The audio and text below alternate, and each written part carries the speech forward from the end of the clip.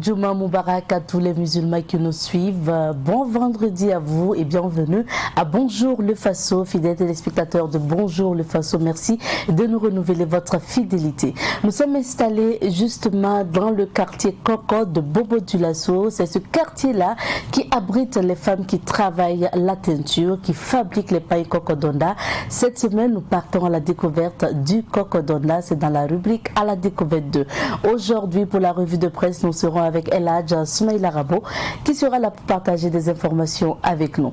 Aujourd'hui, c'est vendredi et vous avez droit à votre chronique à sécurité routière avec le moniteur Ezekiel Ouedraogo. Nous parlons donc du croisement et du dépassement routier.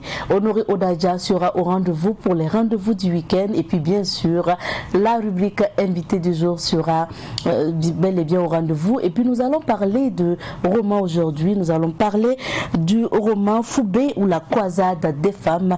L'auteur de ce roman sera sur ce plateau. Il est journaliste écrivain. Monsieur Amidou Zonga sera notre invité de ce jour. Installez-vous confortablement et c'est parti pour à la découverte du Kokodonda.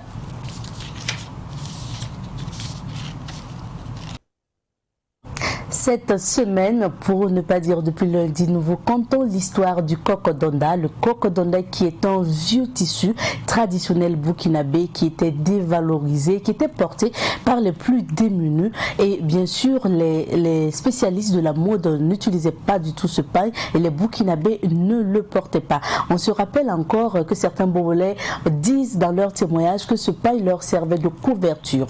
Aujourd'hui, avec bien sûr le travail du styliste créateur Bazemo, donc Sébastien Bazemo, connu sous le nom de Bazemc, alors qui a revalorisé ce pagne, qui a mis au goût du jour donc ce pagne Kokodonda. Aujourd'hui, les Burkinabés le portent avec fierté et puis bien sûr jusqu'à la présidence, les autorités, les premières autorités du Burkina portent ce pagne Kokodonda. Alors avant, le pagne se vendait entre 500 ou 600 francs le pagne. Aujourd'hui, un pagne Kokodonda peut coûter 4000 à 6000 francs, c'est selon justement le modèle ou donc le motif.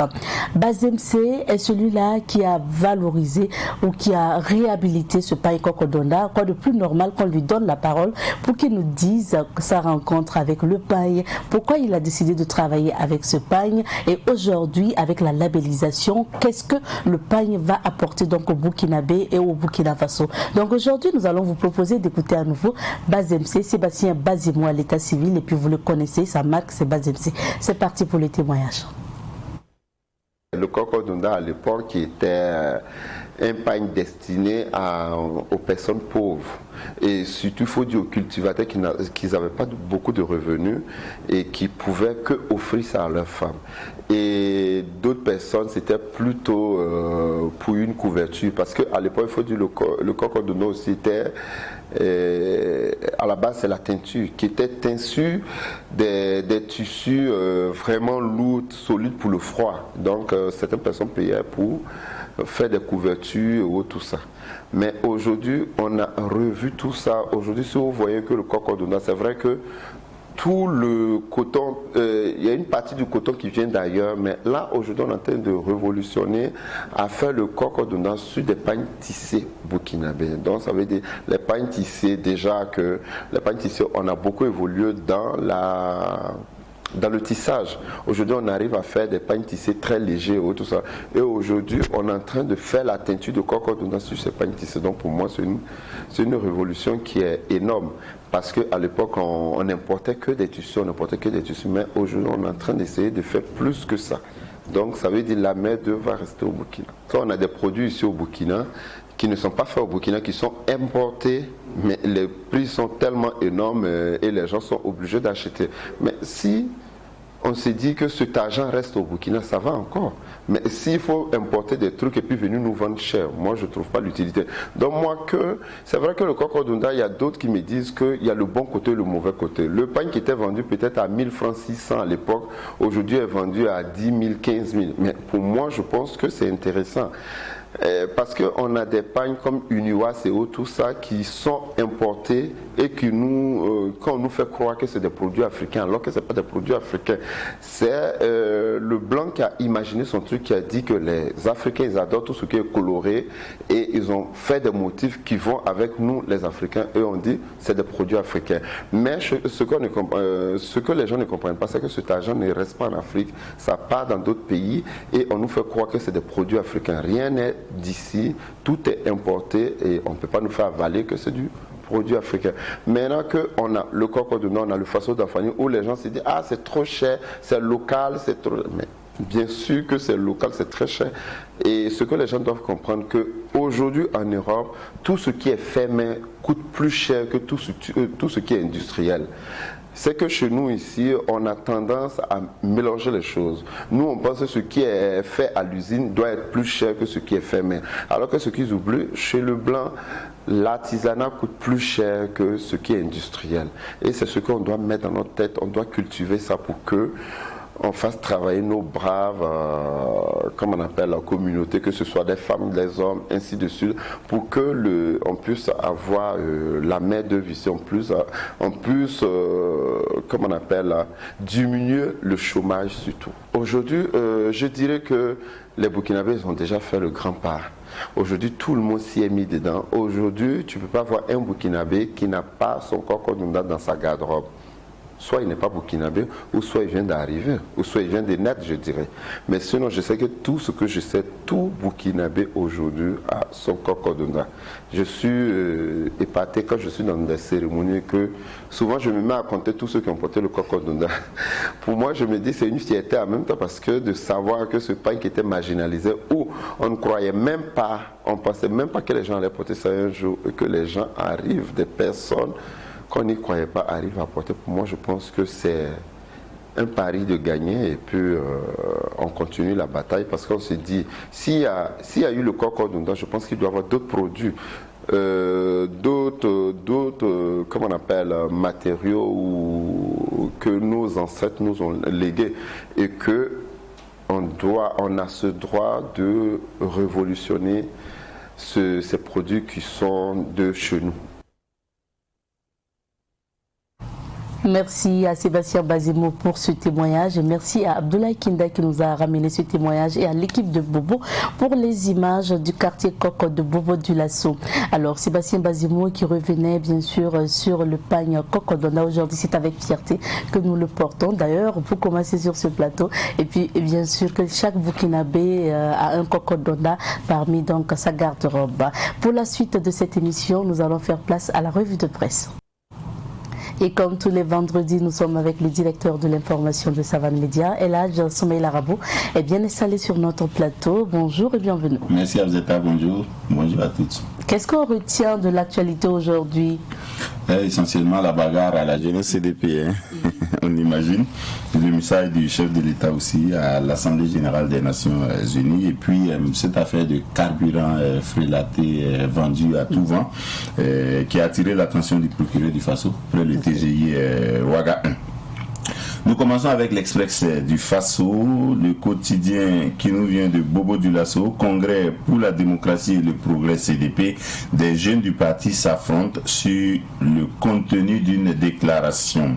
Dans la rubrique Autant le dit, congrès de tous les dangers ou de la confirmation, le MPP n'a pas le choix. Vie du journal, le CFPM en visite pédagogique à l'Express du Faso dans la rubrique Vrai ou faux, fusion avec le parti au pouvoir, tout ça pour le ventre. Démission du CDP, Edi Kombego le sait-il? Installation d'une antenne au secteur 24, colère des proches habitants non consultés. Contrôle routier à Bobo du Lasso, en un jour, la police met 89 tricycles en fourrière.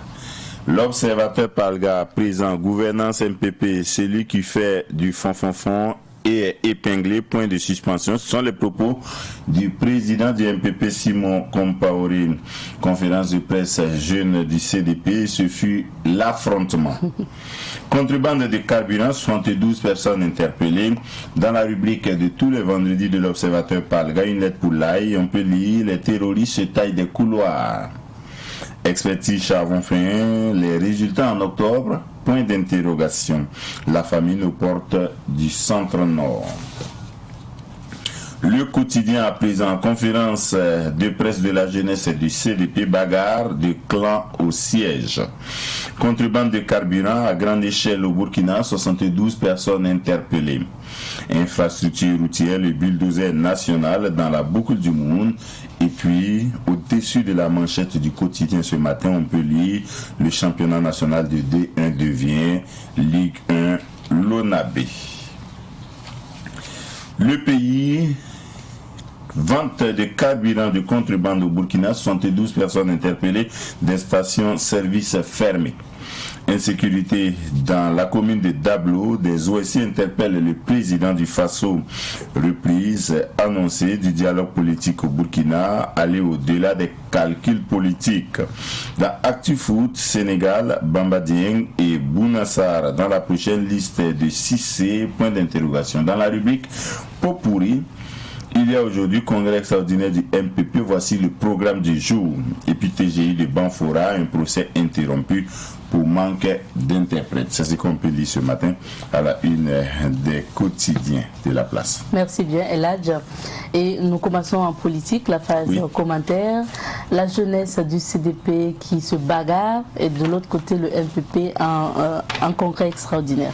Oui, vous savez que le congrès du MPP s'ouvre ce matin. C'est dans quelques heures. Pour la bagarre au CDPM, il nous est revenu que, en fait, la conférence de presse de la jeunesse CDP, que nous croyons initialement être une conférence de presse du parti, pris globalement, visait en fait à envoyer un message aux adversaires d'en face du CDP, en l'occurrence le MPP, à la veille de son congrès, pour dire qu'il fait son congrès alors que le pays n'est pas bien géré, alors que les défis sont toujours grands, alors que les Burkinabés souffrent, alors que l'insécurité a miné tout le pays pratiquement, alors que la famine frappe aux portes de certaines régions, le centre-nord en l'occurrence, comme les quotidiens en parlent ce matin, alors que il y a 1001 problèmes qui ne sont pas résolus. Finalement, il se trouve que deux groupes ne se sont pas entendus sur la déclaration liminaire que devait lire le secrétaire national à la jeunesse du CDP, qui est Adama Tiendreweo, connu sous le nom de colonel, même s'il n'est pas militaire. Le chef de la jeunesse CDP, Adama Tiendreweo du colonel, lui, sa vision, c'était de livrer un message sur l'incapacité du MPP à résoudre les problèmes des Burkinabés. Et donc, c'était une conférence de presse, pas pour parler du CDP, de la vie interne du parti, mais pour attaquer l'adversaire, qui a pris le pouvoir alors qu'il n'en a pas les compétences selon lui. Et puis, à l'autre camp, qui était opposé à ce type de message-là, qui voulait que le message de la jeunesse du CDP soit plutôt centré sur la vie du parti, sur les défis du parti, sur les préoccupations du parti et sur éventuellement ce qu'il propose au public burkinabé. Et donc, ce sont ces deux camps-là qui se sont affrontés, parce dès le début de la lecture de la déclaration liminaire, il y a un groupe qui s'est opposé. Et ça a viré au vinaigre. On le voyait d'ailleurs à travers les images. C'est ça veut dire, c'était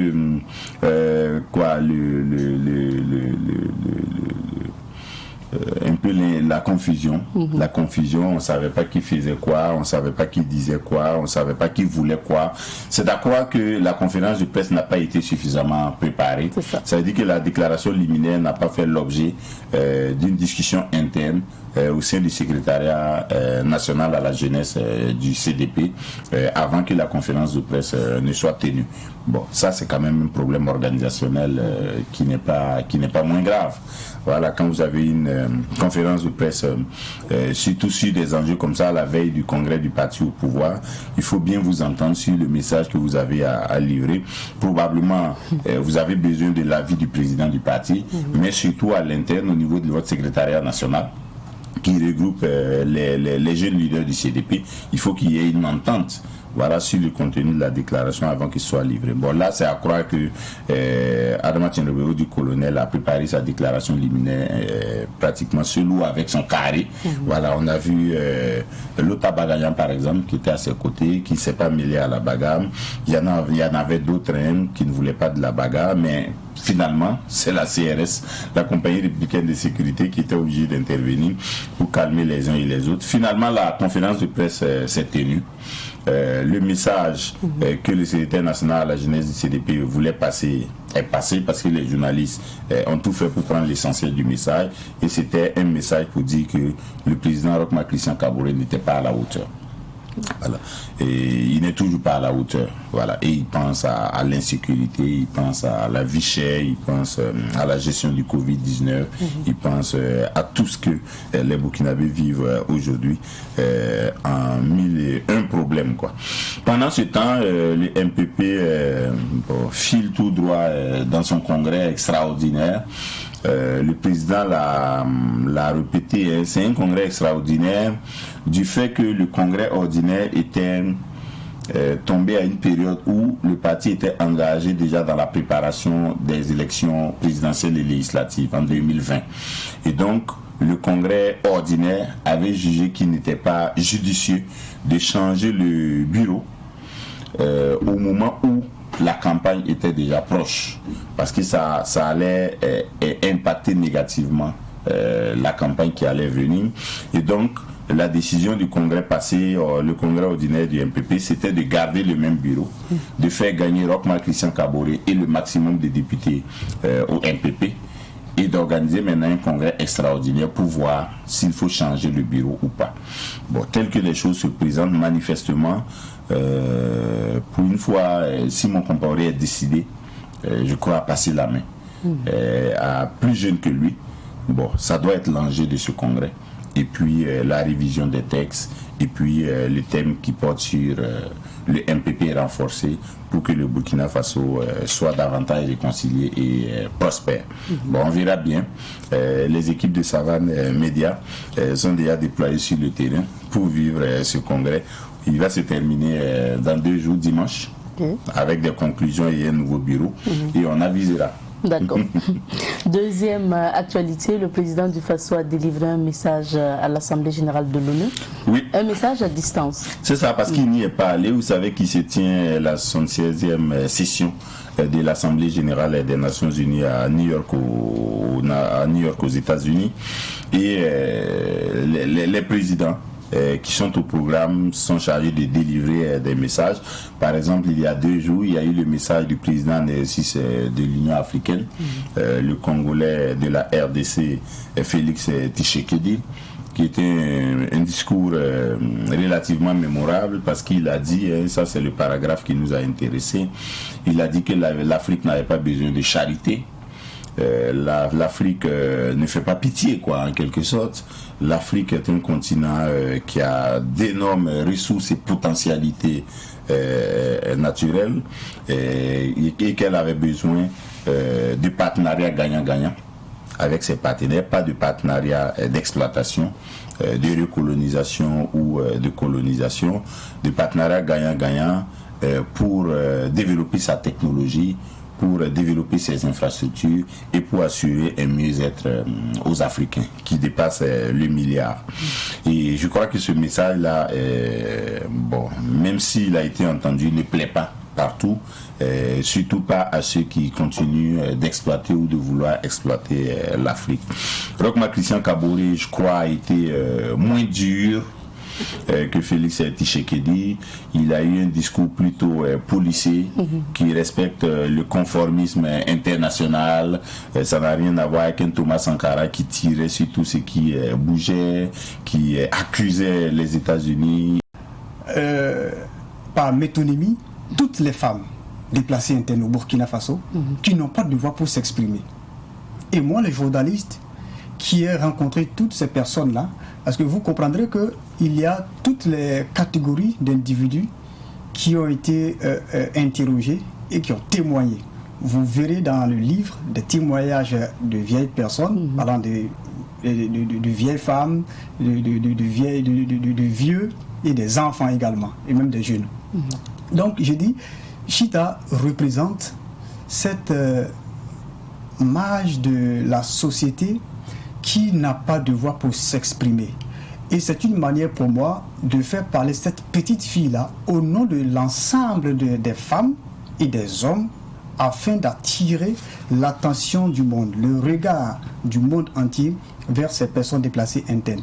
Vous comprendrez par exemple que cette petite fille qui rêvait d'une vie meilleure, après ses études, partie aux États-Unis, aller étudier l'informatique, revenir dans son pays, s'engager en politique, devenir députée et défendre le droit des femmes, et en même temps construire des écoles, des hôpitaux, des centres de promotion sociale pour le bonheur des enfants du Burkina Faso, disons de façon générale, parce que consciente qu'elle vient d'une zone où pour avoir un bon repas par jour, il faut se lever très tôt. Et donc, Chita, qui avait ce grand rêve, finit par se réveiller dans le chaos et aujourd'hui, quadrillé dans un petit coin, un petit espace de quelques 2 ou 3 hectares. Donc, avec le titre désormais de personnes déplacées internes. Oui. Donc, vous comprendrez vraiment cette frustration, cette amertume et cet espoir qui meurt en elle. C'est dit en même temps que, comme je le disais, Chita représente par métonymie toutes ces femmes déplacées internes. Et en même temps, je précise que le livre ne doit pas être interprété comme un article de journal, comme je le disais, parce que Chita, aujourd'hui, c'est cette femme qui est au bord de la route, au feu tricolore, qui chaque matin, chaque soir, à midi, vous tend la main quand vous passez sur votre moto ou dans votre véhicule. C'est elle, Chita. Donc ne voyez pas seulement en Chita cette fille de 12 ans, mais voyez en Chita également la maman qui est au bord de la route. La petite sœur, peut-être pour nous autres, la petite sœur qui est au bord de la route, qui nous tend la main. C'est elle, Chita. On va dire que c'est vraiment un rêve ou des rêves qui se brisent avec le personnage de Chita, parce que c'est celle-là aussi qui venait d'avoir le CEP, qui rêvait de partir en classe de 6e, mais qui va devoir abandonner l'école vu que le terrorisme sévit. Mais aujourd'hui, et dans votre récit, vous dites que vous lui faites dire que maman n'a plus de nom, papa n'a plus de nom, moi on ne m'appelle plus Chita, on nous appelle tous PDI, donc personnes déplacées internes. Bien sûr. C'est un peu l'actualité que nous vivons au Burkina. Alors, vous avez choisi justement le personnage de cette adolescente-là pour faire passer le message. Mais dans ce récit, vous relatez les difficultés que spécifiquement les femmes vivent. Permettez-moi de revenir sur ça parce que vous avez parlé notamment de viol, d'exploitation. C'est un peu aussi l'actualité que nous, on a lu un peu dans les journaux. Les journalistes révélaient que dans ces sites de déplacés internes-là, il y a des personnes qui se permettent de vouloir abuser de ces jeunes filles ou des dames. Bien entendu, parce que c'est en même temps une manière pour moi d'attirer la sonnette d'alarme pour que les gens prennent vite conscience des dangers que vivent en même temps les personnes déplacées.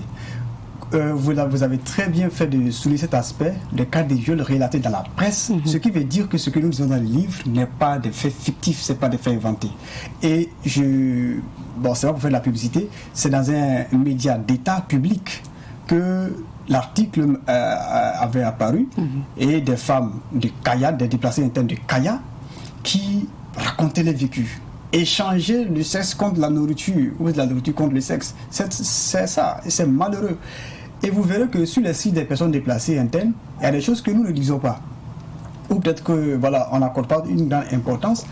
Les personnes déplacées internes qui sont hors site, c'est-à-dire qui ne sont pas officiellement reconnues sur les documents officiels des autorités, sont plus nombreuses que ceux qui sont reconnus. C'est ça aussi. C'est-à-dire que c'est vraiment une situation qui doit nous alarmer tous. Et vous verrez que ces personnes-là ne peuvent pas bénéficier systématiquement de l'assistance du gouvernement et des organismes humanitaires comme les personnes qui sont sur les sites officiellement reconnus. Il faut servir d'abord ceux de l'intérieur et penser à ceux de l'extérieur. Et pourtant, les gens ont presque les mêmes statuts. Seulement que, voilà, il y a ce petit souci de reconnaissance quelquefois qui cause un grand problème. Et de là également, je vais dire un fait qui, selon certains agents humanitaires, certains agents humanitaires bien entendu, qui disent qu'il y a des personnes déplacées qui refuseraient, je précise bien, je mets ça au conditionnel, qui refuseraient bien entendu de se faire enregistrer sur la liste officielle de peur que, point de suspension. Okay. Mais on ne le dit pas et ces mêmes personnes refusent de dire cela en public. Pourquoi ces personnes déplacées refusent peut-être de se faire enregistrer? On ne comprend pas. Et moi je dis toujours une chose, les personnes qui sont hors site, il faut qu'on pense à une stratégie pour mieux les accompagner. L'État fait des efforts pour les accompagner. Les agents humanitaires font des efforts pour les accompagner. Mais il faut que nous aussi, de façon individuelle, on pense à comment développer des initiatives pour accompagner également ces personnes-là. Parce qu'il y a une chose qui est très importante. Et permettez-moi de le dire, j'ai dit partout où je passe que ce livre-là ne vient pas mettre en cause les efforts des uns et des autres. Ce livre vient comme le prolongement du combat des autorités compétentes sur le terrain, des organisations des organisations caritatives, des agents humanitaires engagés, toutes les forces engagées sur le terrain. Ce livre ne veut pas mettre en cause quoi que ce soit. La preuve en est que ce qui me plaît, comme je l'ai dit, vous avez lu le livre et vous n'avez pas découvert que voilà, Zonga a fustigé tel parti et a applaudi tel autre. On peut dire que Zonga est parti plus dans le détail de ce qui est réel ou de ce qu'on vit. Exactement. De ce que vivent notamment ces déplacés internes. La pure réalité. La pure réalité et en même temps tirer la sonnette d'alarme pour que chacun individuellement essaye d'éveiller le génie qui dort en lui, le lion qui est en lui, afin d'apporter quelque chose pour redonner le sourire à ces personnes. Et puis, c'est comme si, quand on lit aussi ce récit, c'est comme si vous dites qu'actuellement, il y a toujours... les vivres ne suffisent toujours pas sur ces sites de déplacés internes parce que ces personnes-là ne mangent pas à leur faim. Exactement. Ces personnes ne mangent pas à leur faim. C'est très difficile. Et les vivres aussi ne suffisent pas. Vous comprendrez présentement que à Foubé, par exemple, c'est une localité qui désormais est devenue très célèbre. Foubé, par exemple, aujourd'hui, selon les dernières informations, il y a 30 000 personnes qui sont sous une crise en griffe alimentaire. Et il y a 20 000 déplacés internes qui n'arrivent pas à avoir quelque chose dans leur bouche. Et j'ai lu un article dans un journal en ligne, ça fait seulement que 3 jours, où ces personnes réunies dans une école étaient en train de protester et interpeller l'autorité à trouver des mesures urgentes afin de les soutenir en vivre. Et vous voyez, les vivres ne suffisent pas sur les sites. Il faut aujourd'hui est coupé du reste de la région du centre-nord. Il n'y a pas de voie d'accès de Barsago à Foubé, de Pinsa à Foubé, il n'y a pas de voie d'accès. Aujourd'hui, les habitants de Foubé quittent Foubé pour aller à Ankana. Ankana qui est une petite localité du département de Pensa, qui est liée à Guyamba. Ce sont des localités qui sont proches de Pensa. Et aujourd'hui, les habitants de Ankana sont en train de prendre des dispositions pour empêcher ceux de Foubé de venir dans leur région, dans leur village, pour chercher de quoi se nourrir. Parce que ils craignent aussi que les terroristes ne coupent leur voie. C'est-à-dire qu'aujourd'hui, la seule voie d'accès, peut-être, la seule voie d'accès, c'est Foubé Ankana, qui fait environ 7 km ou 25 km. Donc très difficile pour ces personnes-là. Et il faut une intervention aujourd'hui aérienne pour que ces personnes aient de quoi vivre. Très compliqué. Très compliqué. Mais ce qui est bien dans ce récit, c'est que vous finissez avec une note d'espoir. Vous faites dire à Chita ce que peut-être ce qu'elle espère voir pour le Burkina Faso, une lueur d'espoir quelque part. Bien sûr. Vous savez, en toute situation, il faut garder espoir. Il faut être optimiste. Quelles qu'en soient les difficultés, parce que la première force d'abord, c'est mental. Une fois que le mental est bien forgé, tout devient facile. Nous vivons une situation très compliquée, très complexe à la fois, et nous voyons nos concitoyens qui sont dans l'incertitude totale. Et c'est vrai, il faut le nourrir aussi d'espoir. Et vous avez très bien fait de dire que le livre chute avec un message d'espoir, pour dire que la vie ne doit pas s'arrêter, on doit continuer à se battre, on doit continuer à rêver, et nos rêves seront réels demain. En même temps, pour dire que le terrorisme prendra fin un bon jour. Mais pour que ça prenne fin, il faut que chacun s'y engage avec ses moyens de bord. Que vous soyez mécanicien, menuisier, tapissier, artiste, musicien, chanteur ou un simple balayeur de rue, excusez-moi de l'expression, chacun a un rôle à jouer dans cette guerre. Et nous ne pouvons pas seulement nous asseoir, penser que c'est le gouvernement seul qui doit tout faire.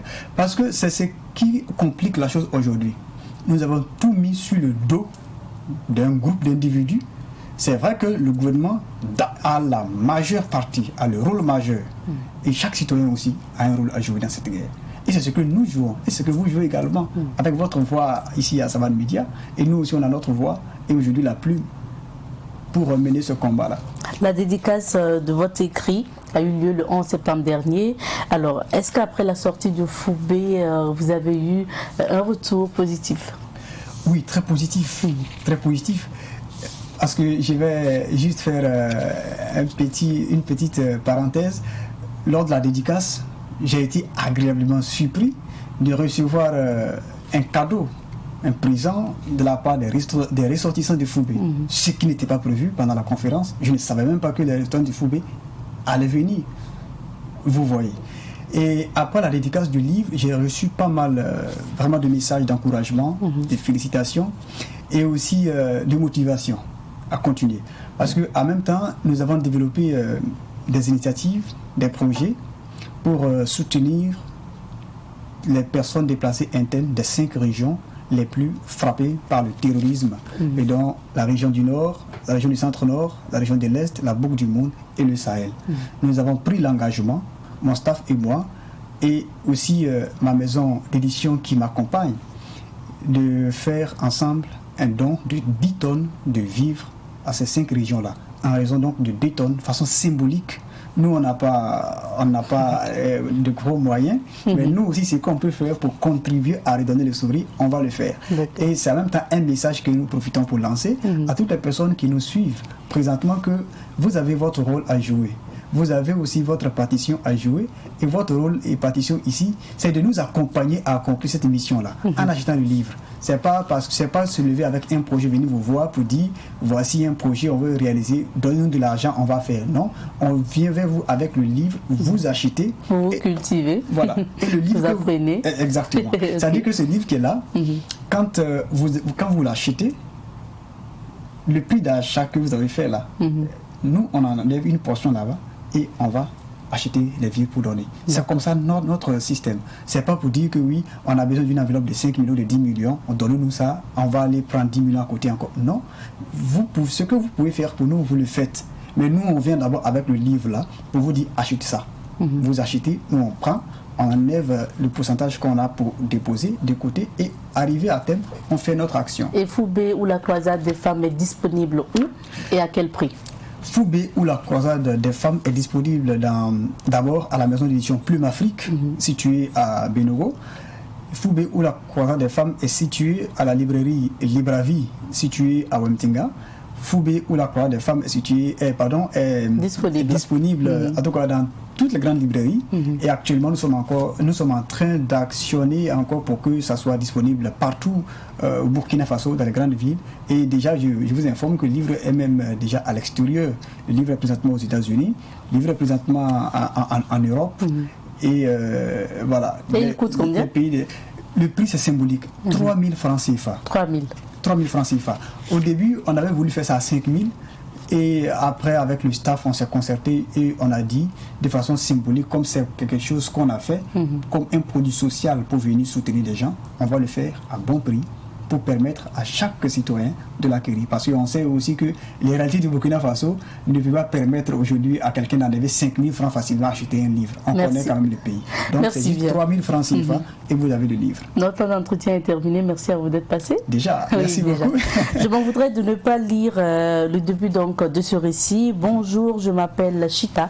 J'ai 12 ans. Je fais la classe de CM2. Je réside à Foubé, dans le département de Barsalgo, région du centre-nord, province du San Matenga, au Burkina Faso. À l'école, mes camarades m'appellent Chita de Foubé. Aujourd'hui, du haut de ma forme chétive de petite fille africaine d'une grande famille de 15 enfants, je voudrais savoir où se trouve l'arbre du bonheur pour juste cueillir une minuscule feuille pour papa et maman.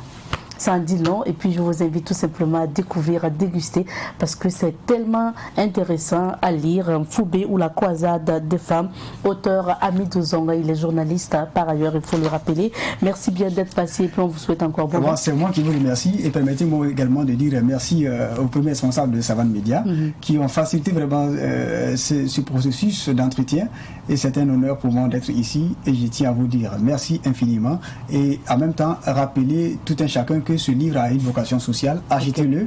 Ne pensez pas qu'en l'achetant, vous jetez votre argent. Vous contribuez de façon directe ou indirecte à redonner le sourire à des personnes là. Et chaque jeune burkinabé et africain, surtout de la bande sahélo-saharienne, doit comprendre la nécessité aujourd'hui de s'éveiller, de se réveiller, de quitter sa zone de confort afin de contribuer également à mettre fin à cette situation que nous vivons là. Merci à vous. Merci bien.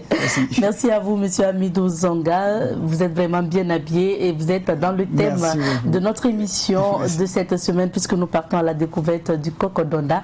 Nous recevions le journaliste et écrivain Hamidou Zonga. Il est auteur du roman ou du récit Foubé ou la croisade des femmes. C'est ici qu'on s'arrête pour l'entretien du jour.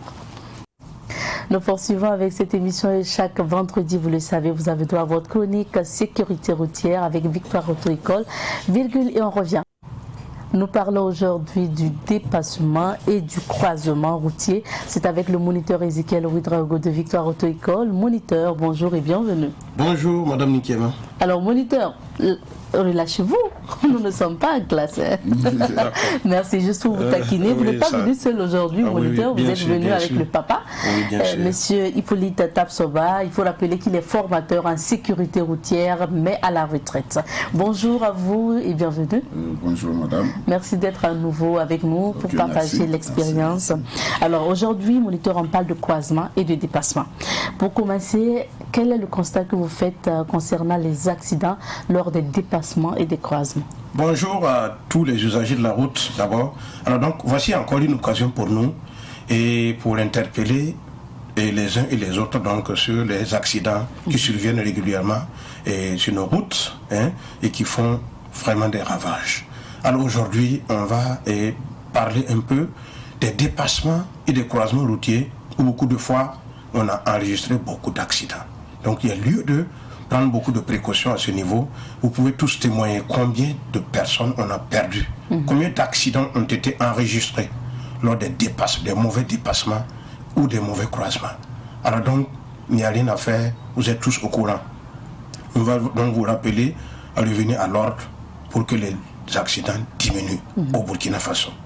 Voilà. Mais quand on parle de croisement et de dépassement, est-ce que vous pouvez nous donner les définitions? Qu'est-ce qu'on appelle croisement et qu'est-ce qu'on appelle dépassement? Très bien. Alors, comme vous le savez bien, au Burkina, nous n'aimons pas lire. Nous allons voir les images. Si à l'image 3, si voilà, elle est prête. L'image 3. Voilà. Voici un croisement. Donc, un croisement, c'est lorsque deux véhicules sur une route se retrouvent au même niveau et allant en sens inverse. C'est ça qu'on appelle un croisement routier. Vous voyez, C'est dangereux lors d'un croisement. Ça veut dire qu'on se croise. Voilà, moi je pars et l'autre vient. Lorsqu'ils se retrouvent au même niveau, chacun allant dans un autre sens. Voilà, alors voilà ce qu'on appelle le croisement. Et l'image 4. Pour le dépassement. Oui. Voici donc l'illustration d'un dépassement routier. Lorsque deux véhicules se retrouvent au même niveau, sur une même route, allant dans le même sens, c'est appelé dépassement routier. Voilà, ce sont des manœuvres où le risque d'accident est élevé. Donc, le code de la route est assez clair et lors des croisements et des dépassements.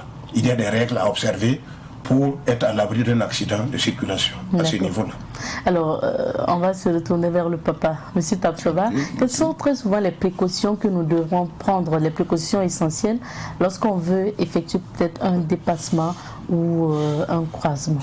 Alors, nous allons parler d'abord du croisement. Et quand on se croise, chacun doit être à sa droite.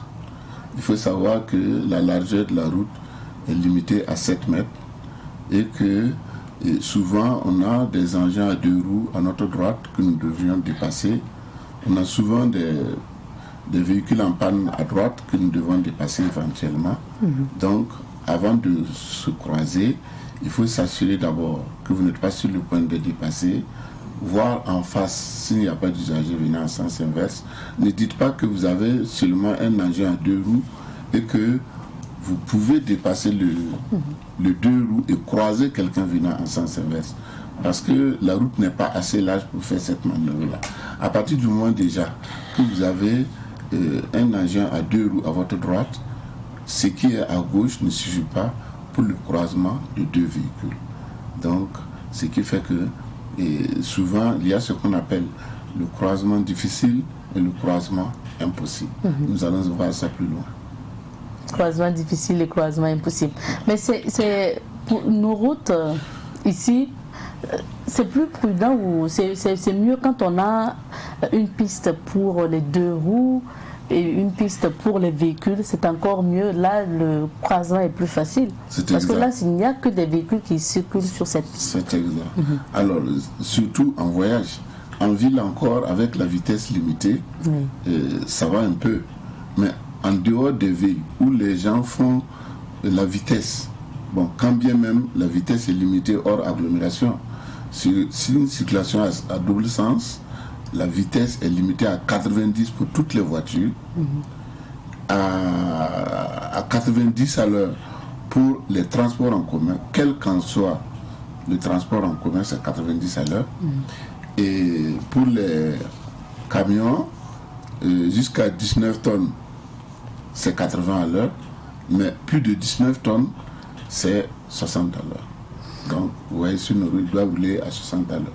Maintenant, vous allez voir que certains camions ou certaines voitures ne respectent pas cette règle de la limitation de la vitesse.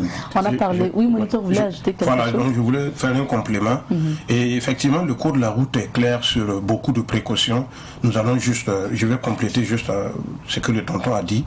Vous voyez, lorsque vous êtes en voiture, il y a au moins quelques précautions. Je donne 4. Si vous voulez effectuer un dépassement, c'est une manœuvre où le risque d'accident est élevé, vous êtes au courant. Un dépassement ne s'effectue pas parce qu'on a la main. Un dépassement s'effectue en respectant les règles de la circulation. Comment? Lorsque vous voulez dépasser un autre véhicule qui est devant vous, vous devez être sûr qu'il n'y a pas un panneau qui vous interdit de dépasser. Il y a ces panneaux. Comme ces panneaux, hein. Bien sûr, voilà, c'est le panneau 1 et 2. Les panneaux, voilà, 1 et 2. Mais est-ce que vous n'avez pas vu un panneau qui vous interdit? Ou encore les tracés au sol? D'accord. Si les tracés au sol vous interdisent le dépassement, ça veut dire que c'est une zone à risque élevé d'accident. Ne vous aventurez pas à faire le dépassement. Ça, c'est une première condition. Ensuite, est-ce que vous avez une réserve suffisante de vitesse pour que le dépassement soit rapide? Ensuite, il faut demander la route. Vous devez demander au véhicule qui est devant vous que vous avez l'intention d'effectuer un dépassement et que ce dernier soit d'accord. Vous devez attendre que ce dernier approuve, que ce dernier vous donne la route en mettant son clignotant droit. Alors donc, lors d'un dépassement, qu'est-ce qui se passe? Si vous êtes au volant et vous devez être dépassé par le véhicule qui est derrière vous, vous ne devez pas accélérer. Beaucoup de fois, nous remarquons que les gens accélèrent et lorsqu'ils donnent la route et que le véhicule veut les dépasser, ils accélèrent. vous compliquez le dépassement et vous occasionnez des accidents. Ce n'est pas intéressant. Si vous voulez que les accidents diminuent, c'est des choses simples qu'il faut respecter. Quelqu'un qui veut vous dépasser, vous donnez la route. Une fois que vous avez donné la route, c'est plus la peine d'accélérer. Si vous avez donné la route, permettez à la personne de vous dépasser. Voilà. Et donc vous devez avoir une réserve d'au moins 20 km à l'heure pour effectuer le dépassement. Dès que vous faites le dépassement, vous rangez vite et vous laissez la route pour les autres usagers. C'est important. Vous voyez là, si vous êtes dans une zone où le dépassement est interdit, ne vous aventurez pas dans les virages, au niveau des chaussées rétrécies. Les gens forcent parce qu'ils ont la main, parce qu'ils connaissent la route. Il y a toutes sortes de risques lors des dépassements routiers. Moniteur, on va avancer. On parle de dépassement, on parle de croisement. Qu'en est-il des véhicules poids lourds, les camions? Quel est le constat que vous faites? Alors, bien sûr, voilà, pour les véhicules poids lourds, voilà. Et ce que je peux dire ici, des choses que tout le monde est au courant, c'est l'actualité. Regardez, je voyage beaucoup aussi et je vois les transports en commun, les cars, les transporteurs, hein, les véhicules appelés DINA, là, communément appelés DINA, les cars. Là. Il y a eu tellement d'accidents parce qu'ils ne respectent rien en matière de dépassement et de croisement. Alors donc, ce qui fait qu'on a perdu beaucoup de gens. On a passé le temps à déplorer des accidents de cars, tout ça, ça s'explique. Dans les croisements comme les dépassements, ils ne respectent rien. Donc, alors, ces sociétés de transport-là, nous attendons toujours leur contribution dans la lutte contre les accidents de circulation. Ces conducteurs-là, ils ne lisent plus de panneaux, ni de tracés de sol. Les camionneurs, c'est pas leur problème. Ils prennent le risque de dépasser dans les virages. Pourquoi? Au niveau des virages, c'est pas possible. Ah oui, au niveau des intersections, c'est interdit de dépasser. Ce n'est pas leur problème. Dès qu'ils ont le permis de conduire en poche, on s'en fout des règles de circulation. Et le nombre d'accidents ne fait qu'augmenter seulement. Voilà. C'est un peu ce que je peux dire. Avant de donner la parole à M. Tapsoba, moniteur, on a parlé des véhicules, on a parlé des véhicules poids lourds, mais qu'en est-il des engins de roues, les motos par exemple? Voilà un cas particulier. Pour les engins de roues, il va falloir que nos autorités s'asseyent à nouveau pour le voir. Trouver des compromis de circulation routière pour les deux roues. Parce que nos routes, vous voyez par exemple l'espace prévu pour les deux roues, ça c'est rien. Pour les deux roues, lors des dépassements de deux roues, tu vois quelqu'un qui est devant toi à moto, toi aussi tu es derrière, tu veux effectuer un dépassement, l'espace ne suffit pas. Parce qu'il y a tellement de deux roues. Et vous savez, je ne sais pas dans l'avenir, s'il y aura plus de deux roues, il faut qu'on adapte le code de la route. De la manière dont ça va là, c'est sûr qu'il y aura plus de deux roues, hein, parce que de jour en jour, d'année en année, on a plus de motos. Donc c'est ça, il faut qu'on trouve des compromis qui pour élargir quand même pour les deux roues, qui ne disent pas non au code de la route, mais qui s'adaptent selon nos conditions de circulation, parce qu'on a assez de deux roues. Les autorités le savent. Bien sûr, moniteur. On va avancer, le temps risque de nous faire défaut. Monsieur Tapsoba, vous avez parlé tantôt de dépassement impossible ou difficile. Est-ce qu'on peut revenir sur ça? Alors, on dit que le croisement est difficile lorsque un des véhicules doit s'arrêter pour laisser passer l'autre. Il n'a pas besoin de faire une autre manœuvre que de s'arrêter. Voilà, ça c'est le croisement difficile. Maintenant, lorsqu'une marche arrière s'impose, c'est-à-dire que si un des véhicules doit s'arrêter et faire marche arrière pour laisser passer l'autre, là on dit que le croisement est impossible. Oui, de toute façon, dans les croisements ou les dépassements, la règle dit que les véhicules de plus de 2 mètres de large ou plus de 7 mètres de long doivent faciliter le croisement des véhicules plus petits. C'est-à-dire que le plus grand doit toujours laisser passer le plus petit. C'est la règle simplifiée, quoi. D'accord. Et ce sont des règles qu'on apprend au niveau du code de la route, c'est parce que les gens ne respectent pas. Nous avons épuisé notre temps. On va vous permettre quelques conseils aux jeunes conducteurs notamment. Ok. Alors, ce que moi je dirais pour les jeunes conducteurs, alors soyez prudents, respectez la vitesse. Et d'ailleurs, quand on parle de la limitation de vitesse, on ne dit pas qu'il faut aller forcément jusqu'au maximum. On peut rouler en fonction de l'état de la route. Voilà, des intempéries et éventuellement de l'état de la route. D'accord. Merci bien. Moniteur, le temps est terminé. Merci d'être passé.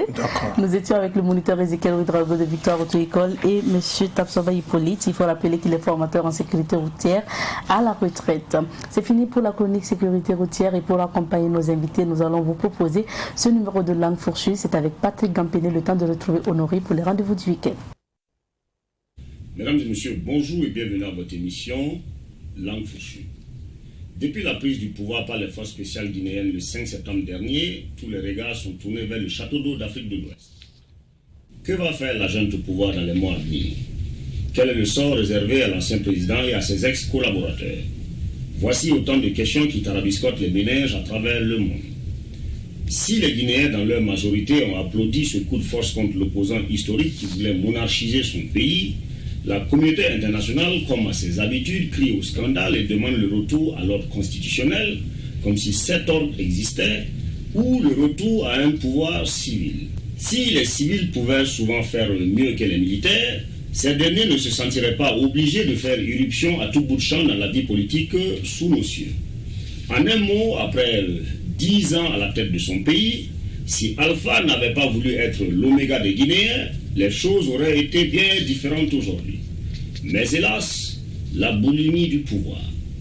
Après le Mali, où le même consortium des chefs d'État d'Afrique de l'Ouest, soutenu par leur patron français, avait voulu installer une transition aux ordres, le revoilà à Conakry pour faire plier l'échine à Doumbouya et à ses hommes.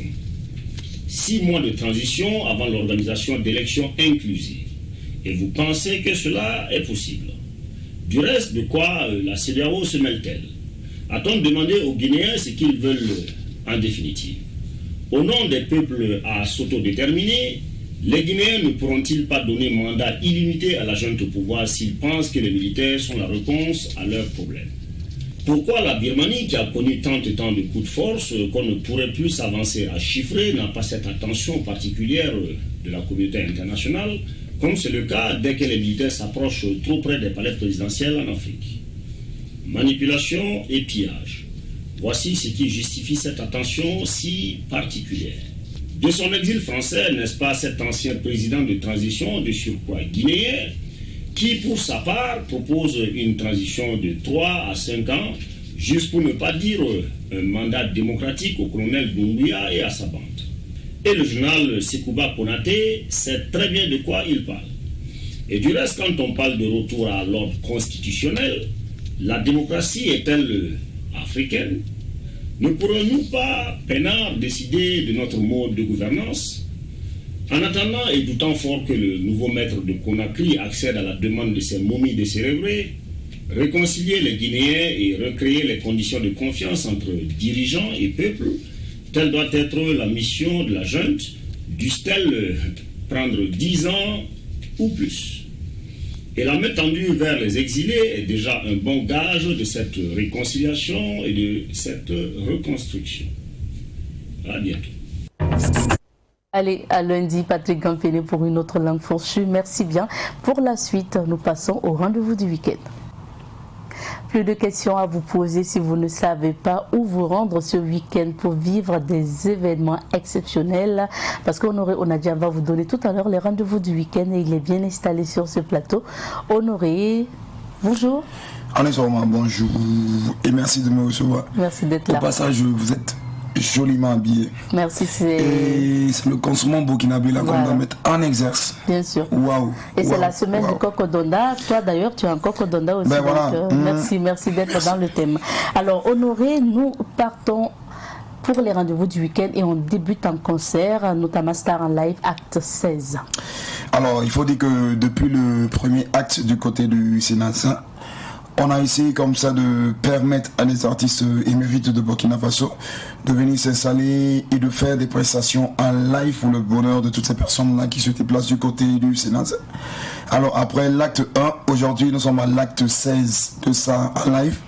Et pour cette semaine, les artistes qui sont à l'honneur sont autres que Bam Radi, de Mai Lengani et bien sûr de Eddie, celui-là même qui chante un peu le malgré, Ouatid Malgré.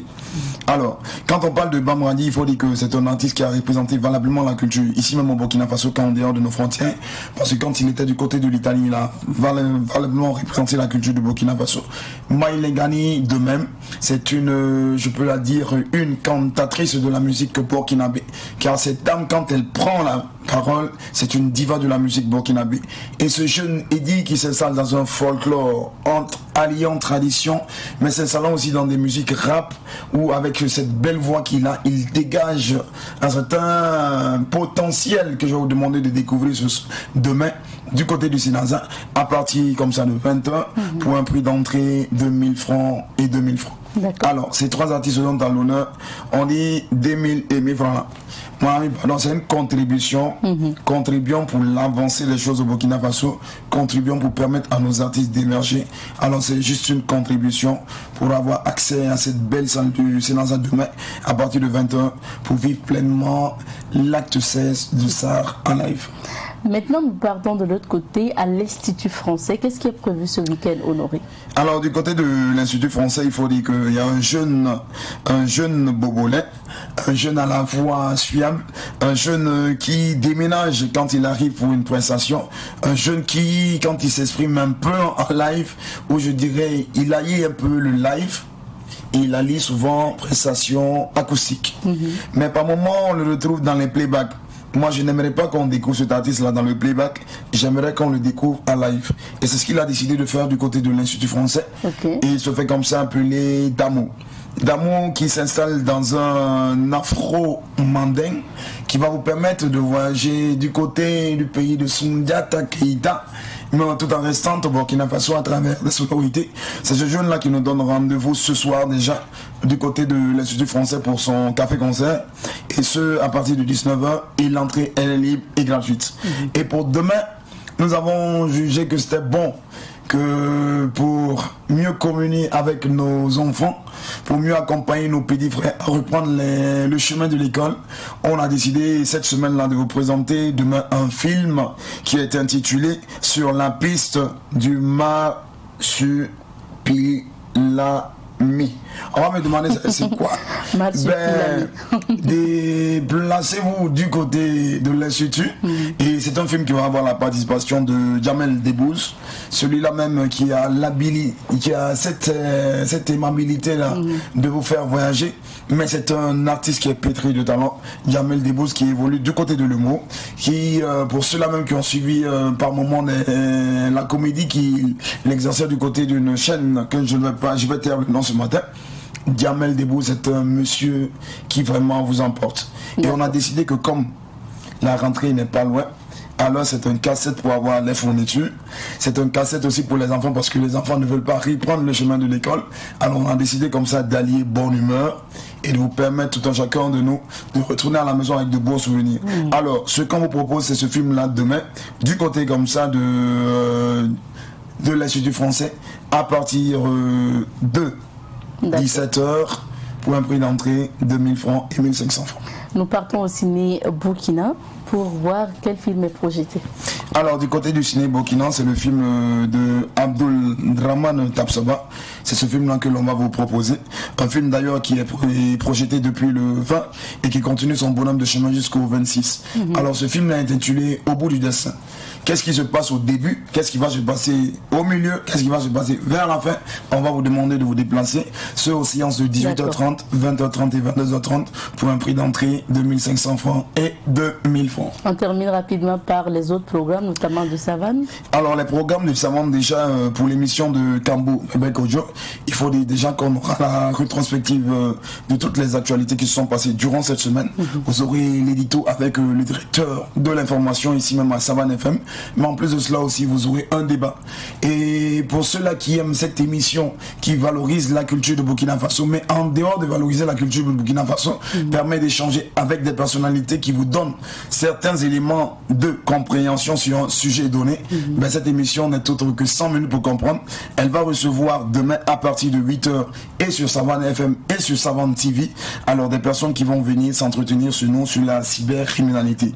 Alors on dit qu'il y a une brigade au sein même de la police nationale qui est chargée comme ça. Elle se fait comme ça appeler la brigade de lutte anti-criminalité, cybercriminalité. Cette brigade nationale avec nous demain un représentant de cette brigade.